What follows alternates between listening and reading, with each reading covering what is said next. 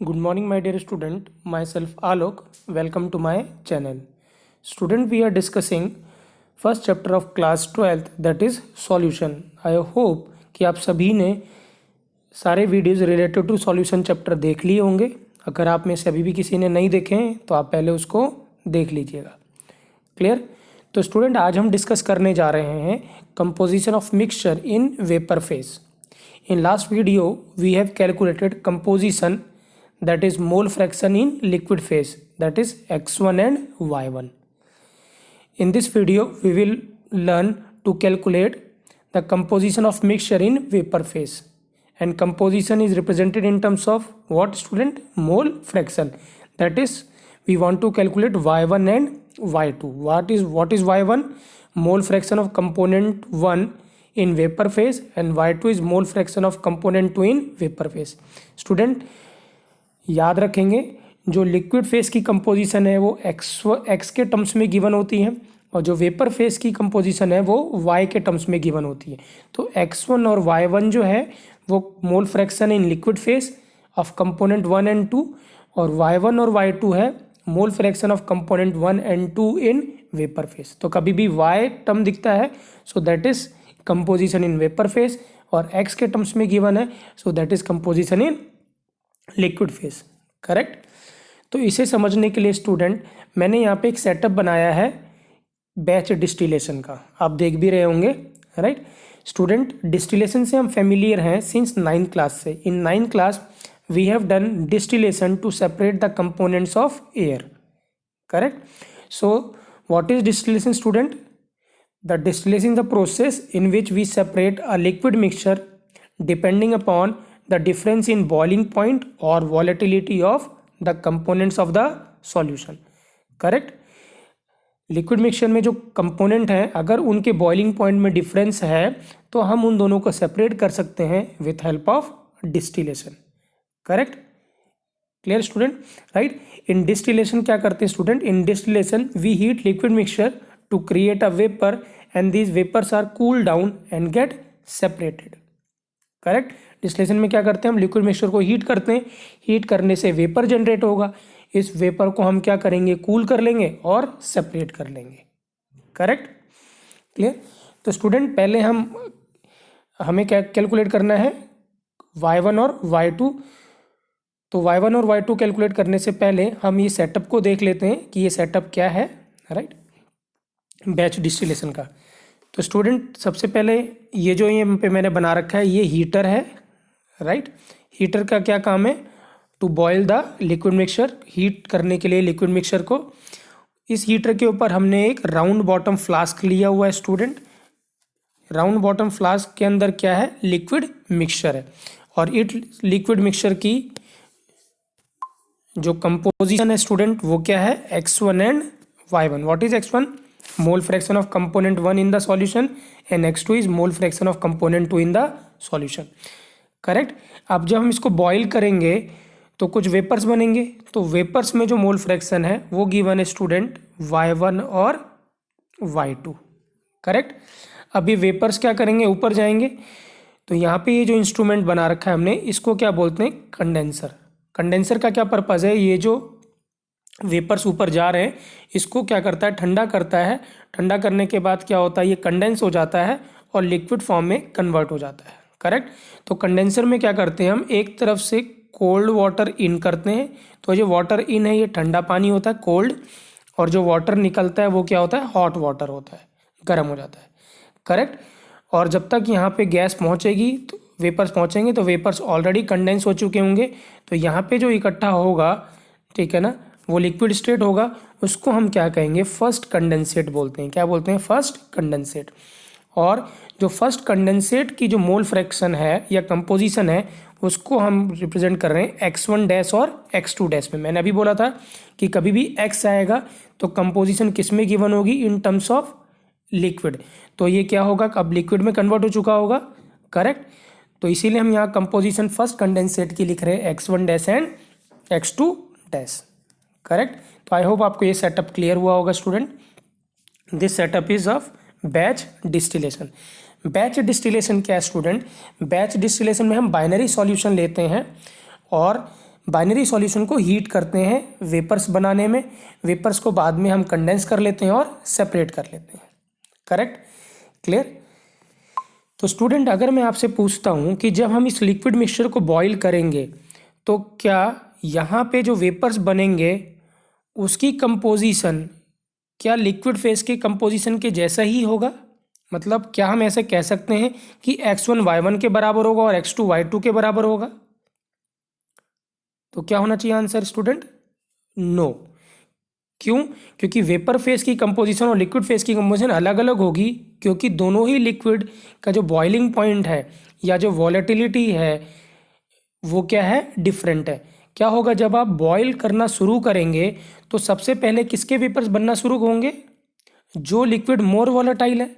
तो इसका मतलब जो लिक्विड मोर वॉलेटाइल है उसके वेपर्स ज़्यादा बनेंगे।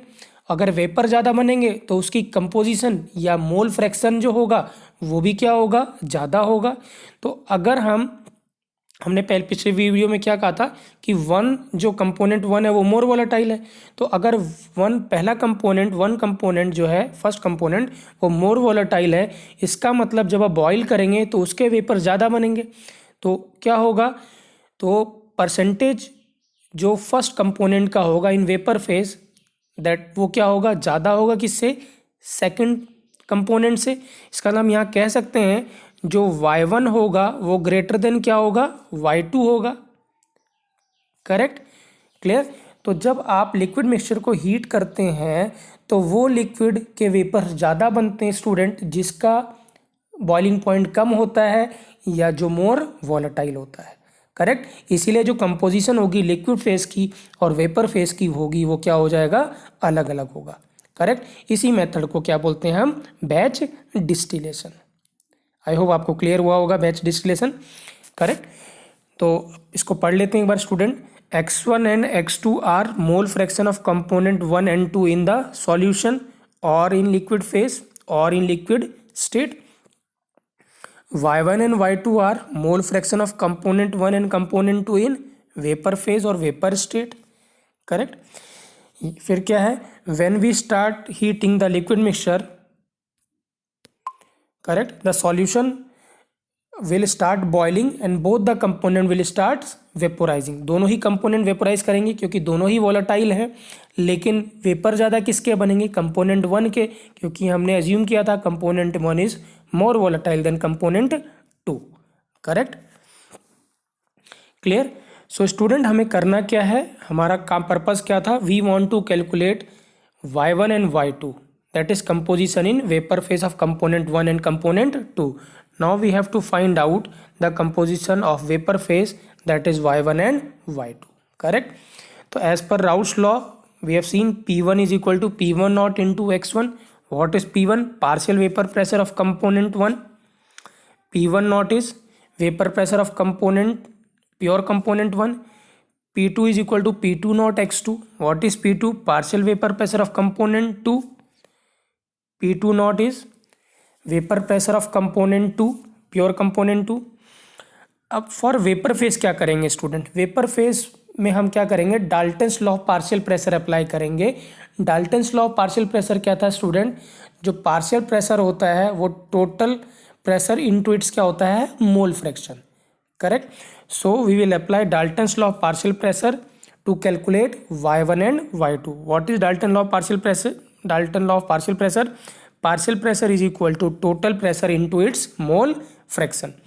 तो what is partial pressure of component 1, P1 student, total pressure is PT and into its mole fraction. Mole fraction कौन सी लेनी स्टूडेंट, वेपर फेज की, किसकी, वेपर फेज की, तो वो क्या है, y1।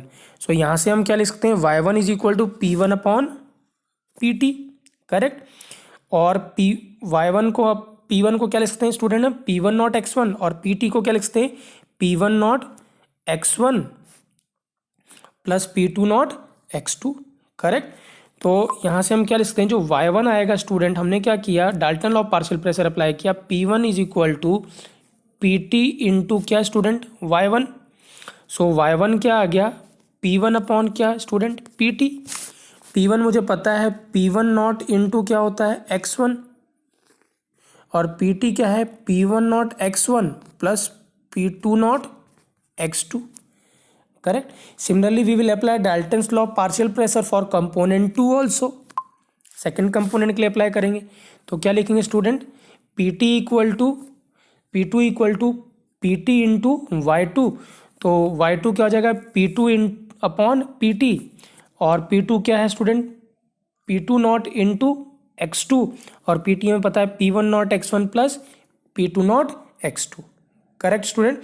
तो यहाँ मैंने दोनों ही लिखा हुआ है y1 और y2. What is y1 student, P1 not x1 divide by P1 not x1 plus P2 not x2, और y2 क्या है P2 not x2 upon P1 not x1 plus P2 not x2.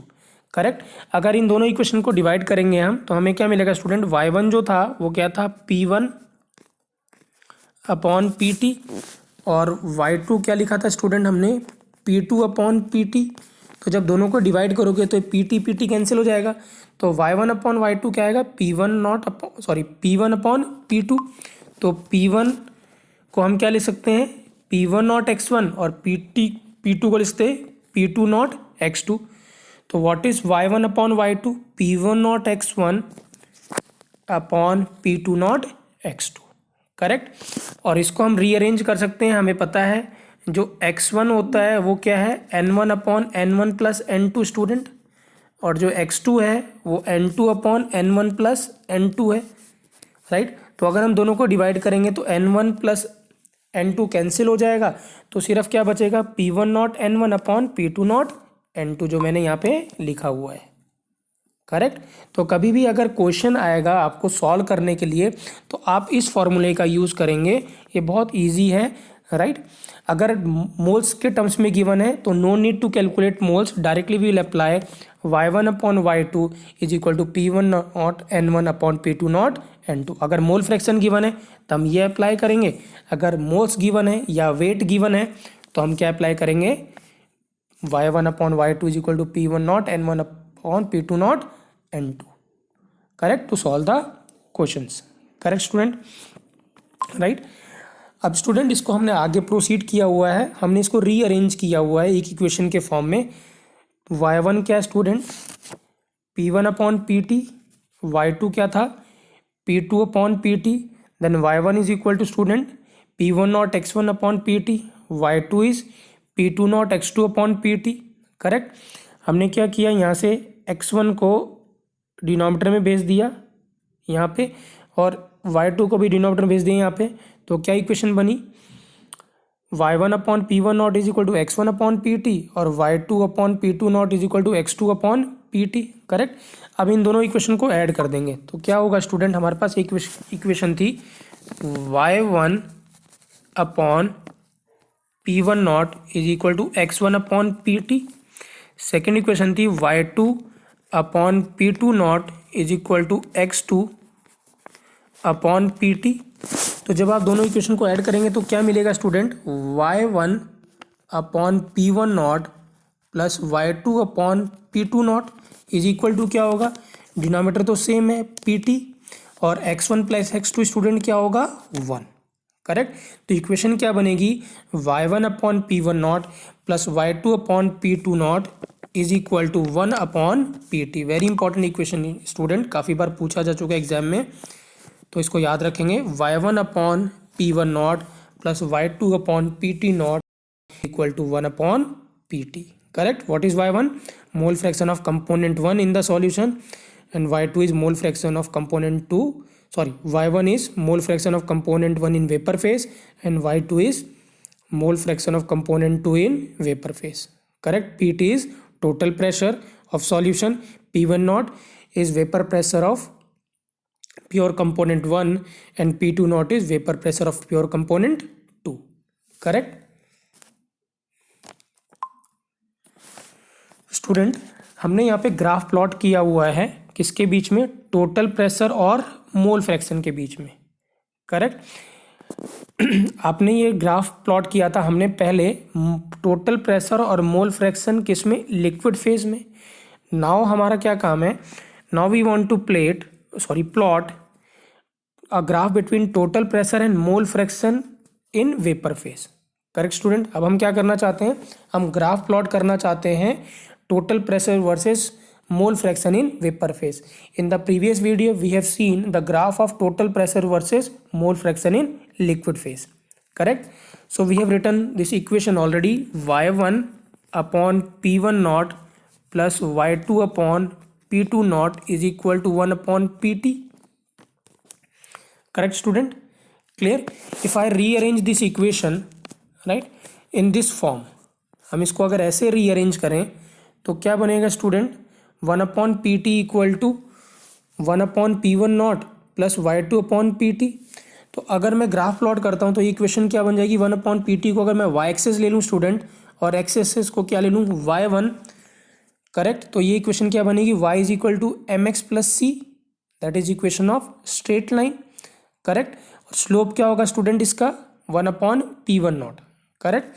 तो जब आप 1 अपॉन पी टी और y1 का graph plot करेंगे तो ये क्या आएगा, ये क्या आएगा, स्ट्रेट लाइन. करेक्ट? यहाँ पे क्या है, y1 क्या है स्टूडेंट, 0. तो अगर y1 0 है तो y2 कितना हो जाएगा, 1. ठीक, तो 1 upon P T equal to क्या हो जाएगा, मैं यहाँ पे लिख देता हूँ. अगर हम y1 को 0 लेते हैं तो 1 upon P T equal to क्या होगा स्टूडेंट, y1 क्या, y1 अगर 0 तो y2 कितना हो जाएगा 1. तो 1 अपॉन कितना हो जाएगा p2 नॉट. तो pt इक्वल टू क्या हो जाएगा, p2 नॉट के बराबर. करेक्ट? तो यहाँ पे क्या हो जाएगा, 1 अपॉन जो pt होगा वो क्या हो जाएगा 1 अपॉन p2 नॉट. और यहाँ पे जब y2 इक्वल टू हम क्या डालेंगे 0, तो y1 क्या हो जाएगा 1. तो 1 अपॉन pt किसके और आ जाएगा, 1 अपॉन p1 नॉट के बराबर. Correct? So this is the graph of total pressure versus क्या, mole fraction in liquid phase. फ़र्क क्या है स्टूडेंट दोनों ग्राफ में, यहाँ पे हमने पीटी लिया था और मोल फ्रैक्शन था तो ग्राफ क्या आया था, स्ट्रेट लाइन. यहाँ आपको क्या लेना है, रेसिप्रोकल लेना है, 1 अपॉन पी टी वर्सेज क्या है, मोल फ्रैक्शन है. करेक्ट? तो याद रखेंगे लिक्विड फेज में पी टी वाई एक्सेस था और क्या था, एक्स एक्सेस पे मोल फ्रैक्शन इन लिक्विड फेज. जब वेपर फेज में बात करेंगे तो वाई एक्सेस पे क्या हो जाएगा, 1 अपॉन पी टी, और एक्स एक्सेस पे तो क्या रहेगा, mole fraction in vapour phase. Correct? Student last we have to plot a graph between 1 upon x1 and 1 upon y1, that is mole fraction of liquid phase and mole fraction of vapour phase of same component. Correct? Clear? ये graph बहुत important है student. ये equation जो बाद में आएगी ये काफ़ी बार एग्जाम में पूछा गया है, तो ये डेरिवेशन बहुत इंपॉर्टेंट है. क्लियर? तो आप सही से देखिएगा स्टूडेंट इसको और समझिएगा. करेक्ट? तो स्टूडेंट हमने क्या लिखा था, Dalton law of partial pressure से P1 is equal to P T into y1. तो y1 क्या हो जाएगा student, P1 upon P T, और P1 क्या है, P1 नॉट इंटू x1. तो y1 क्या बन जाएगा student, P1 not x1 upon P T. Correct? और हमें पी टी पता है वो क्या होगा, P1 not x1 plus P2 not x2. तो क्या इक्वेशन बनेगी, y1 is equal to P1 not x1 upon P1 not x1 plus P2 not x2. ये हम पहले देख चुके हैं, डिराइव किया था हमने. अब यहाँ पे स्टूडेंट हमें क्या ग्राफ प्लॉट करना है, y1 और x1 का. दिस मीन्स हमें x2 की ज़रूरत नहीं है, तो हम क्या करेंगे, यहाँ पे x2 को क्या लिख देंगे, 1 माइनस x1 लिख देंगे और इस इक्वेशन में क्या करेंगे, पुट कर देंगे. करेक्ट? तो इक्वेशन क्या हो जाएगी, P1 not x1 upon P2 not plus P1 not minus P2 not into x1 by replacing x2 is equal to 1 minus x1. Correct? Clear student? Right? So we will get this equation. अब हम क्या कर रहे हैं, हमें graph plot करना था student 1 upon y1 1 upon x1 का. तो हम क्या कर रहे हैं, दोनों इक्वेशन को क्या करा हमने, दोनों तरफ साइड को रेसिप्रोकल ले लिया, बोथ साइड. करेक्ट?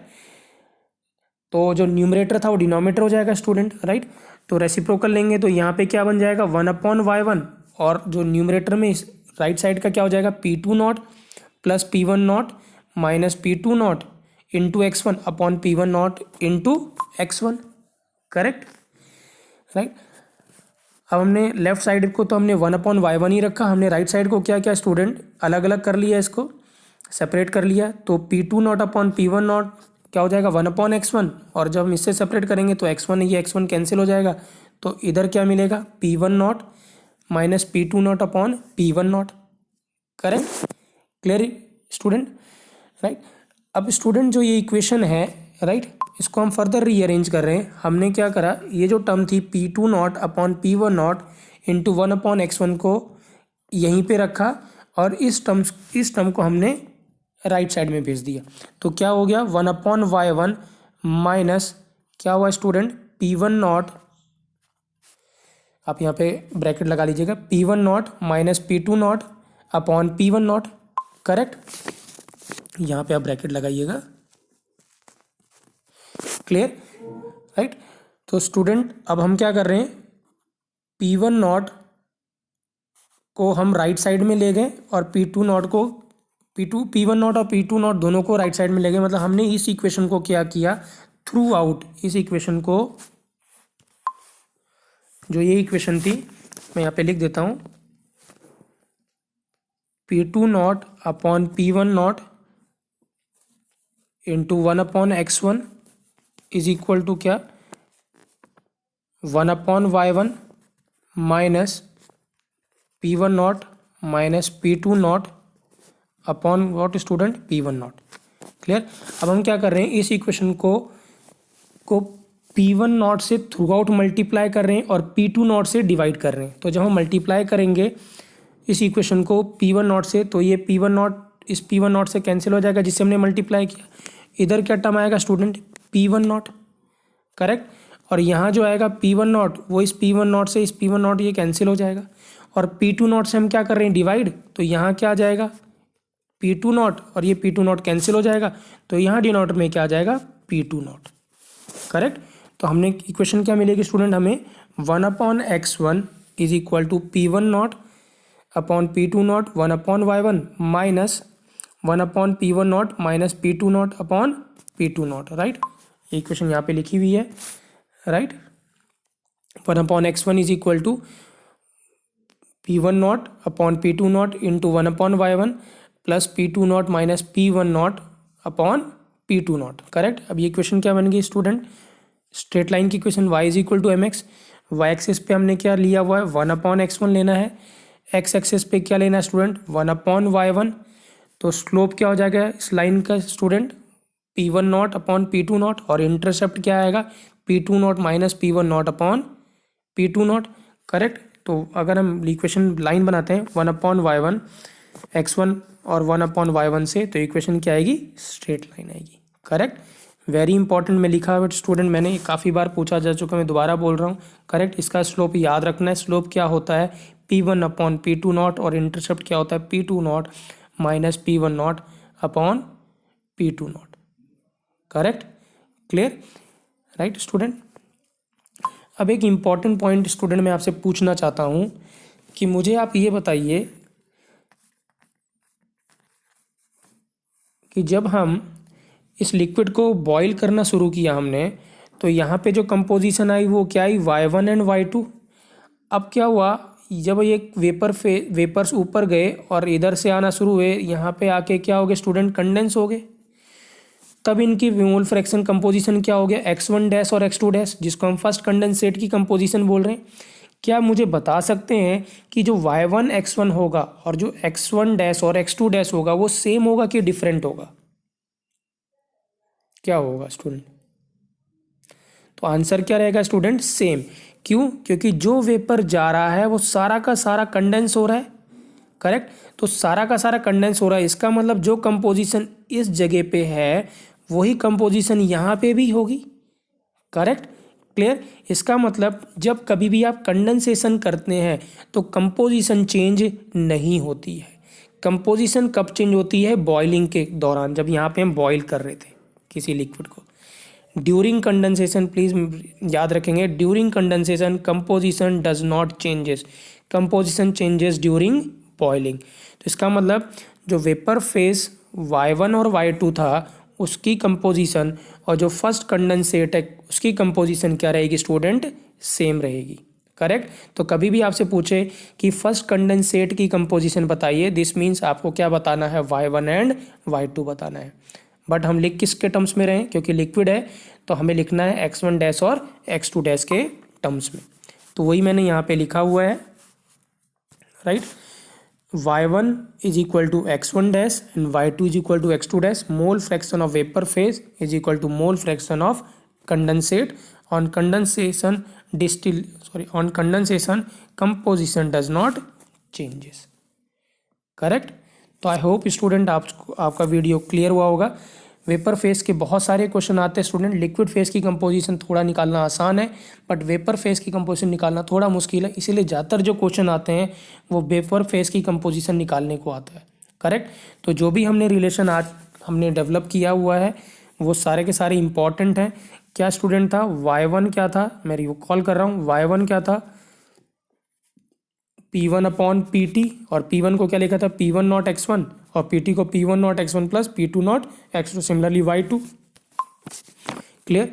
और एक रिलेशन डेवलप किया था y1 upon y2 equal to P1 not N1 plus P2 not N2. Correct. ये बहुत इंपॉर्टेंट है हमें क्वेश्चन सॉल्व करने के लिए. करेक्ट है. फिर हमने स्टूडेंट ग्राफ प्लॉट किया था वेपर फेज में और किस में टोटल प्रेशर के बीच में. तो ये इक्वेशन भी बहुत इंपॉर्टेंट है. Right. 1 upon PT equal to 1 upon P1 not y1 plus y2 upon P2 not. Correct. Right. और थर्ड जो इक्वेशन थी जो अभी हमने लिखी हुई है 1 upon x1 is equal to P1 not upon P2 not 1 upon y1 plus P2 not minus P1 not upon P2 not. Student आप देख सकते हैं यहाँ पे क्या था, इसमें माइनस साइन था लास्ट में यहाँ पे. राइट. तो अगर हमने क्या किया माइनस साइन कॉमन लिया तो माइनस माइनस प्लस हो गया. इसीलिए हम यहाँ पे क्या लिख रहे हैं अब P2 not minus P1 not लिख दिया हमने. करेक्ट. क्योंकि हम किसके फॉर्म में बनाना चाहते थे, y is equal to mx के टर्म्स में लिखना चाहते थे, so that we can plot the graph. Correct. तो आई होप आपको क्लियर हुआ होगा स्टूडेंट. राइट. Thank you.